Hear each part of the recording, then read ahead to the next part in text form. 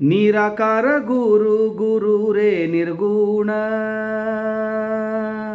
ಗುರು ಸೃಷ್ಟಿಕಾರ ಗುರು ವಿಶ್ವಂಬರ, ಗುರುವಿನ ವೀಣ ನರ ನಾರಾಯಣ, ಗುರು ಚರಿತಾ ಶೇಖರ ಪಾರಾಯಣ. ದಿಗಂಬರ ದಿಗಂಬರ ಶ್ರೀಪಾದ ವಲ್ಲಭ ದಿಗಂಬರ, ದಿಗಂಬರ ದಿಗಂಬರ ಶ್ರೀಪಾದ ವಲ್ಲಭ ದಿಗಂಬರ, ಶ್ರೀಪಾದ ವಲ್ಲಭ ಮನುಷ್ಯ ರೂಪಿ ಗುರು ಲಾವಲ ತರಾತರ, ಶ್ರೀಪಾದ ವಲ್ಲಭ ಮನುಷ್ಯ ರೂಪಿ ಗುರು ಲಾವಲ ತರಾತರ. ಅವಧೂತ ಚಿಂತನ ಶ್ರೀ ಗುರುದೇವ ದತ್ತ. ಎಲ್ಲ ಸ್ವಾಮಿ ಸಮರ್ಥರ ಭಕ್ತಾದಿಗಳಿಗೂ ಮತ್ತು ದತ್ತಾತ್ರೇಯ ಮಹಾರಾಜರ ಭಕ್ತಾದಿಗಳಿಗೂ ನಿಮ್ಮನೆ ಹುಡುಗ ಸಂತೋಷ್ ಪತಂಗೆ ಮಾಡುವ ನಮಸ್ಕಾರಗಳು. ವೀಕ್ಷಕರೇ, ಎಷ್ಟು ಖುಷಿ ಅನಿಸುತ್ತೆ ಅನುಭವಗಳನ್ನು ಹೇಳಬೇಕು ಅಂತಂದರೆ, ಅದರಲ್ಲೂ ನಮ್ಮ ಯೂಟ್ಯೂಬ್ ಚಾನಲಲ್ಲೇ ಕೆಲವೊಂದಿಷ್ಟು ಅನುಭವಗಳು ನಡೀತಾ ಇರ್ತವೆ. ಆ ಅನುಭವಗಳನ್ನು ನಮ್ಮ ಭಕ್ತಾದಿಗಳು ನಮಗೆ ಫೋನ್ ಮಾಡಿ ಹೇಳಿದಾಗ ತುಂಬ ಖುಷಿ ಅನಿಸುತ್ತೆ.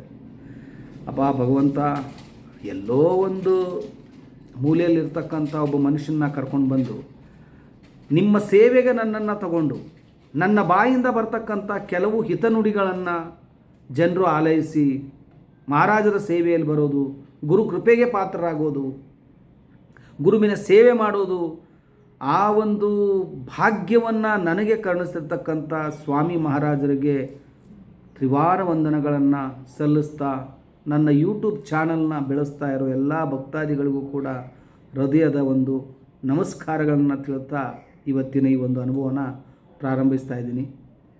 ಇವರು ಮೂಲತಃ ಧಾರವಾಡದಲ್ಲಿ ವಾಸವಾಗಿರ್ತಕ್ಕಂತಹ ಒಬ್ಬ ಗೃಹಿಣಿ. ಅವರ ಹೆಸರು ರಾಧಿಕಾ ಅಂಥೇಳಿ. ಇವರಿಗೆ 3 ಜನ ಮಕ್ಕಳಿರ್ತಾರೆ. ಅದರಲ್ಲಿ ಒಬ್ಬಳು ಹೆಣ್ಣು ಮಗಳು, ಇನ್ನೊಬ್ಬರು ಗಂಡು ಮಕ್ಕಳು.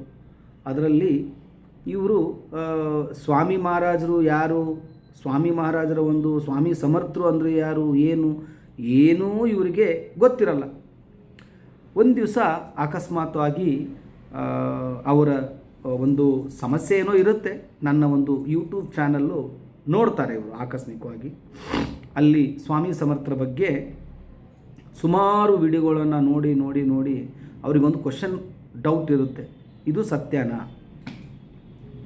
ಸತ್ಯ ಅನ್ನೋ ಸತ್ಯ ಯಾವಾಗ ನಮಗೆ ತಿಳಿಬೇಕು ಅಂತಂದರೆ, ಆ ಘಟನೆ, ಆ ಒಂದು ಮಿರಾಕಲು, ಆ ಒಂದು ಪವಾಡ ನಮ್ಮ ಜೀವನದಲ್ಲಿ ನಡೆದಾಗ ಮಾತ್ರ ಓ ಹೌದಪ್ಪ ಸ್ವಾಮಿ ಮಹಾರಾಜರಿದ್ದಾರೆ, ಅವರು ಬ್ಯೂನಕೋ ಮಿ ತುಜೆ ಪಾಟಿಸಿ ಆಯ ಅಂದಿರೋ ಮಾತು ಸತ್ಯ, ನಾನು ಅಮಯ ಬಿ ಗಯಾನೈ ಜಿಂದಾ ಹೂँ ಅಂತ ಹೇಳಿರೋ ಮಾತು ಕೂಡ ಸತ್ಯ ಅನ್ನೋದು ಆವಾಗ ಮನುಷ್ಯನ ಮನಸ್ಸಿಗೆ ಬರುತ್ತೆ. ಸೊ ಇಂತಹದೇ ಒಂದು ಪರಿಸ್ಥಿತಿಯಲ್ಲಿ ಇವರು ಇರ್ತಾರೆ. ಇದ್ದಾಗ ಸುಮಾರು ವಿಡಿಯೋಗಳನ್ನು ನೋಡಿ ಫಸ್ಟ್ ಇವರು ನನಗೇನು ಮಾಡ್ತಾರೆ ಅಂದರೆ ಫೋನ್ ಮಾಡಿ ಸರ್, ನೀವು ಸ್ವಾಮಿ ಸಮರ್ಥರ ಗುರುಗಳ ಬಗ್ಗೆ ನೀವು ಹೇಳ್ತಾ ಇದ್ದೀರಲ್ಲ, ಇದು ಸತ್ಯನಾ? ನಾನು ಏನು ಹೇಳಲ್ಲ ಅವರಿಗೆ. ಸರಿ ಆಯ್ತಮ್ಮ, ಓಕೆ, ಸತ್ಯ ಅಲ್ಲ ಅಸತ್ಯನೇ ಅಂತ ಅನ್ಕೋ. ನಾನು ಒಂದು ರೆಮಿಡೀಸ್ ಹೇಳ್ತೀನಿ ನಿನಗೆ. ಪ್ರತಿ ದಿವಸ 11 ದಿವಸ ಒಂದು ಸಮಸ್ಯೆ ಇದೆ ನನಗೆ, ಇದನ್ನು ಬಗೆಹರಿಸಿ ಕೊಡಿ ಅಂಥೇಳಿ ಒಂದು 20 ನಿಮಿಷ 24 ಗಂಟೆ ಸುಖವಾಗಿರೋದಕ್ಕೆ ಒಂದು 20 ನಿಮಿಷ ಸಮಯನ ತೆಗೆದಿಟ್ಟು ಶ್ರೀ ಸ್ವಾಮಿ ಸಮರ್ಥ ಒಂದು ನಾಮಸ್ಮರಣೆ ಮಾಡುವಂತ ಅವರಿಗೆ ಹೇಳ್ತೀವಿ. ಅದರ ಪ್ರಕಾರ ಅವರು ಅದನ್ನು 11 ದಿವಸ ಮಾಡ್ತಾರೆ. ಸೊ ಎಲ್ಲೋ ಒಂದು ಕಾಣದ ಕೈ ನನ್ನ ಹಿಂದೆ ನಿಂತು ಆ ಕೆಲಸವನ್ನು ಮಾಡ್ತಾ ಇದೆ. ಸ್ವಾಮಿಯ ಕೃಪಾಶೀರ್ವಾದ ನನ್ನ ತಲೆ ಮೇಲಿದೆ, ಸ್ವಾಮಿಯ ಆಶೀರ್ವಾದ ನನ್ನ ಕುಟುಂಬದ ಮೇಲೆ ಇದೆ ಅನ್ನೋದು ಒಂದು ಅವರಿಗೆ ಖಚಿತವಾಗಿ ಲೈಫು ಚೆನ್ನಾಗಿರುತ್ತೆ. ಅವರಿಗೆ ಏನೂ ತೊಂದರೆ ಇರಲ್ಲ, ಏನೂ ಇರಲ್ಲ. ಇದು ಬರ್ತಾ ಒಂದು ಅದನ್ನು ಹೇಳಬಾರ್ದು ಅಂಥ ಒಂದು ಸಮಸ್ಯೆಗೆ ಇವರು ಸಿಕ್ಕಾಕೊಂಡ್ಬಿಡ್ತಾರೆ. ಅವರ ಒಬ್ಬ ಮಗ, ದೊಡ್ಡ ಮಗ, ಒಂದು ಹೆಣ್ಣಿನ ಹಿಂದೆ ನಾನು ಅವಳನ್ನು ಮದುವೆ ಮಾಡ್ಕೋತೀನಿ ಅನ್ನೋ ಒಂದು ಮೈಂಡ್ಸೆಟ್ ಇಟ್ಕೊಂಡು ಆ ಹುಡುಗಿ ಹಿಂದೆ ಬಿದ್ದು ಚೆನ್ನಾಗಿರ್ತಕ್ಕಂತಹ ಜಾಬಲ್ಲಿರ್ತಕ್ಕಂಥ ಹುಡುಗ ಅತೀ ಸಂಕಷ್ಟದ ಪರಿಸ್ಥಿತಿಯಲ್ಲಿ ಬಂದು ನಿಂತ್ಕೊಂಡ್ಬಿಡ್ತಾನೆ. ನನಗೆ ಫೋನ್ ಮಾಡ್ತಾರೆ. ಫೋನ್ ಮಾಡಿದ್ಮೇಲೆ ನಾನು ಹೇಳ್ತೀನಿ ಅವರಿಗೆ, ನೀವು ಆ ಒಂದು ಮಗನ ವಿಚಾರವಾಗಿ ಸ್ವಾಮಿ ಸಮರ್ಥರ ಮುಂದೆ ಪ್ರತಿ ದಿವಸ ನಡೆಯುವಂತಹ ಮನೋಕಾಮನ ದತ್ತ ಮಂದಿರ ನಿರ್ಮಾಣಾರ್ಥವಾಗಿ ನಡೀತಾ ಇರ್ತಕ್ಕಂಥ ಹೋಮದಲ್ಲಿ ನಿಮ್ಮ ಮಗನ ಹೆಸರಲ್ಲಿ ನೀವು ಹೋಮ ಹಾಕಿಸಿ ಅಂತ ಅವರಿಗೆ ನಾನು ಹೇಳ್ತೀನಿ. ಅದರ ಪ್ರಕಾರ ಹೋಮವನ್ನು ಕೂಡ ಹಾಕಿಸ್ತಾರೆ. ಸೊ ಹೋಮ ಹೆಂಗೆ ಸ್ಟಾರ್ಟ್ ಆಗುತ್ತೋ ಆ ಮಗನ ಒಂದು ಮನಸ್ಸಿನ ಸ್ಥಿತಿಗತಿ ಸ್ಲೋಲಿಯಾಗಿ ಬದಲಾಗ್ತಾ ಹೋಗುತ್ತೆ. ಜೊತೆಗೆ ಯಾವ ಹೆಣ್ಣಿಗೆ ಆ ಮನುಷ್ಯ ಮನಸ್ಸು ಮಾಡ್ತಾ ಇದ್ನೋ ಅವರ ನಿಜ ರೂಪ ಆ ಮನುಷ್ಯನಿಗೆ ಗೊತ್ತಾಗುತ್ತೆ. ಓ ಇವರು ಸೊ ಈ ಒಂದು ಪರಿಸ್ಥಿತಿಯಲ್ಲಿ ಇವರು ನನ್ನ ಜೊತೆ ಬರ್ತಾಯಿದ್ರು ಅನ್ನೋ ಒಂದು ಸತ್ಯ ಘಟನೆ, ಸುಮಾರು ವಿಚಾರಗಳು ಅವ್ರ ಕಿವಿಗೆ ಬಿದ್ದಾಗ ಅವರೇ ಅದರಿಂದ ಆ ಮಗನೇ ಹೊರಗಡೆ ಬರಬೇಕು ಅಂಥೇಳಿ ನಿರ್ಧಾರ ಮಾಡ್ತಾರೆ. ನನಗೆ ಫೋನು ಕೂಡ ಮಾಡ್ತಾರೆ. ನಾನು ಸುಮಾರು ಅವರಿಗೆ ಅದ್ರ ಬಗ್ಗೆ ಸಂಬಂಧಪಟ್ಟಿರ್ತಕ್ಕಂಥ ಎಲ್ಲವನ್ನ ಅವರಿಗೆ ತೋರಿಸ್ತೀನಿ. ಯಾಕಂದರೆ ಉದ್ದೇಶ ಒಂದೇ, ಸಾಯಬೇಕು ಅಂತ ಹೋಗಿರ್ತಕ್ಕಂಥ ಮನುಷ್ಯ ಅವನು. ಸ್ವಾಮಿ ಮಹಾರಾಜರು ಕೇಳ್ಕೊಂಡಿದ್ದು ಒಂದೇ, ನೋಡಿ ಅವ್ರದ್ದು ಮದುವೆ ವಿಚಾರವಾಗಿ ಆಗಲಿ ಅಥವಾ ಪ್ರೀತಿಯ ವಿಚಾರವಾಗಲಿ ಸಂಪೂರ್ಣವಾಗಿ ನಿಮ್ಮ ಪಾದಕ್ಕೆ ಅರ್ಪಿಸಿ ಅವರಿಗೊಂದು ಸೇವೆಯನ್ನು ನಿಮ್ಮ ಮುಖಾಂತರ ನಾನು ಕೊಡ್ತಾಯಿದ್ದೀನಿ. ಯಾವುದು ಅವರಿಗೆ ಒಳ್ಳೆಯದಾಗುತ್ತೋ ಅದನ್ನು ನೀವು ಅವರಿಗೆ ಮಾಡಿ. ದೂರ ಮಾಡಿ ಅಂತಲೂ ನಾನು ಅವರನ್ನು ಕೇಳ್ಕೊಳ್ಳಿಲ್ಲ, ಅಥವಾ ಮತ್ತೊಬ್ಬರಿಗೆ ಅನ್ಯಾಯ ಆಗಲಿ ಅಂತ ಕೂಡ ನಾನು ಕೇಳ್ಕೊಳ್ಳಿಲ್ಲ. ಯಾವುದರಿಂದ ಅವರಿಗೆ ಒಳ್ಳೆಯದಾಗುತ್ತೋ ಮಹಾರಾಜರೇ, ನೀವು ಅದನ್ನು ಅವರಿಗೆ ಮಾಡಿ ಅಷ್ಟೇ. ಯಾಕಂದರೆ ಸ್ವಾಮಿಯ ದಾರಿಯಲ್ಲಿ ನಾವು ಕೆಟ್ಟದ್ದಂತೂ ಬಯಸೋದಕ್ಕೆ ಅಸಾಧ್ಯವಾದ ಕೆಲಸ. ಓಕೆ, ಸೊ ಇಂಥ ಒಂದು ಸಿಚುವೇಷನಲ್ಲಿ ಆ ಮನುಷ್ಯ ಕ್ರಮೇಣವಾಗಿ ಅದರಿಂದ ಹೊರಗಡೆ ಬರ್ತಾನೆ. ಹೊರಗಡೆ ಬರೋವಾಗ ಅವನಿಗೂ ಕೂಡ ಎಲ್ಲೋ ಇದು ಎಷ್ಟರ ಮಟ್ಟಿಗೆ ಸಾಧ್ಯ, ಎಷ್ಟರ ಮಟ್ಟಿಗೆ ಸುಳ್ಳು ಅನ್ನೋದು ಸೊ ಕ್ರಮೇಣವಾಗಿ ಬರ್ತಾ, ಅವ್ರ ತಾಯಿ ಹೇಳ್ದಂಗೆ ಭಸ್ಮ ಹಾಕ್ಕೊಂಡು ಮತ್ತೊಂದು ಮಾಡಿಕೊಂಡು ಬರ್ತಾ ಇರ್ತಾನೆ. ಆದರೆ ಒಂದು ಘಟನೆ ಇದರ ಮಧ್ಯೆ ಆಗೋಗ್ಬಿಡುತ್ತೆ. ಏನಪ್ಪ ಅಂತಂದರೆ, ನನಗೆ ಫೋನ್ ಮಾಡ್ತಾರೆ ಅವರು, ಇಲ್ಲ ಗುರುಗಳೇ ಅವರು ನನಗೆ ಇಂಥ ದಿವಸ ಭೇಟಿಯಾಗಕ್ಕೆ ಬಾ ಅಂತ ಹೇಳ್ತಾ ಇದ್ದಾರೆ.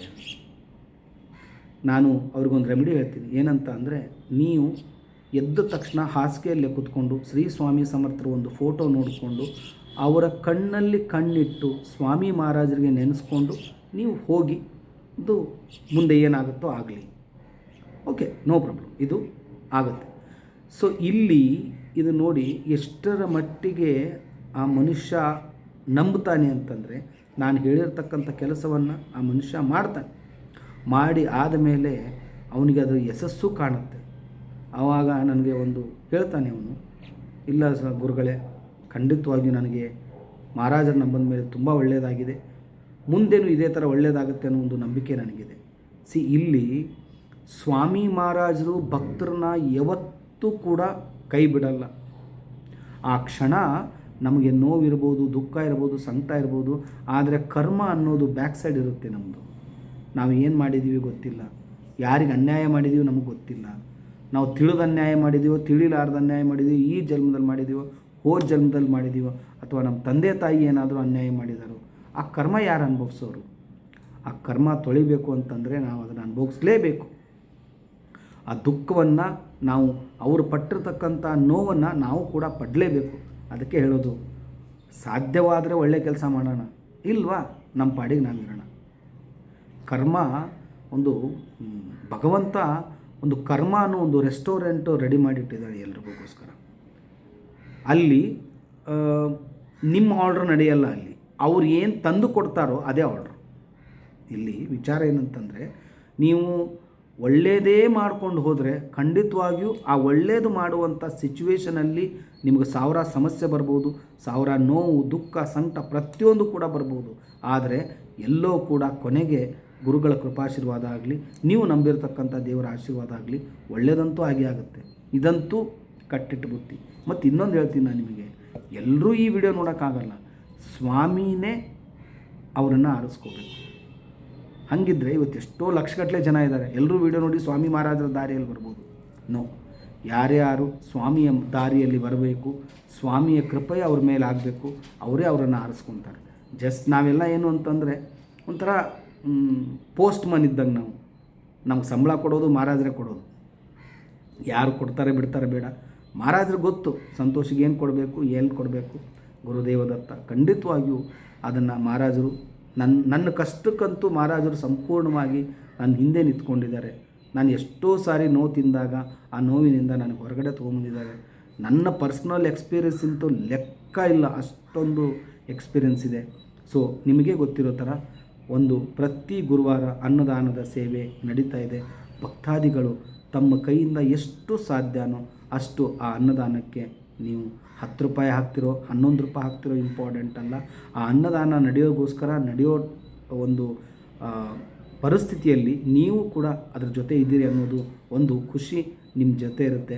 ಸ್ಕ್ರೋಲೋ ಮೇಲೆ 2 ನಂಬರು ನಂದಿದೆ.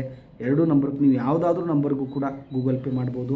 ನಾಳೆ ಗುರುವಾರ ಸೊ ದತ್ತ ಮಹಾರಾಜರ ಹೆಸರಲ್ಲಿ ಒಂದು ಮಾಧುಕರಿ ಸೇವೆಯನ್ನು ನಾವು ಮಾಡ್ತೀವಿ.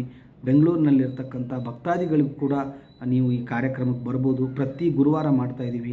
ಯಶಸ್ವಿಯಾಗಿ 38ನೇ ವಾರದ ಈ ಒಂದು ಅನ್ನದಾನದ ಸೇವೆ ಖಂಡಿತವಾಗಿಯೂ ಆ ಭಗವಂತನ ಆಶೀರ್ವಾದದಿಂದ, ದತ್ತ ಮಹಾರಾಜರ ಕೃಪಾಶೀರ್ವಾದದಿಂದ, ನಿಮ್ಮೆಲ್ಲರ ಸಹಾಯ ಸಹಕಾರದಿಂದ ಈ ಒಂದು ಅನ್ನದಾನದ ಸೇವೆ ಯಶಸ್ವಿಯಾಗಿ ನಡ್ಕೊಂಡು ಹೋಗ್ತಾ ಇದೆ ಅಂತ ಹೇಳೋದಕ್ಕೆ ತುಂಬ ಖುಷಿ ಅನಿಸುತ್ತೆ.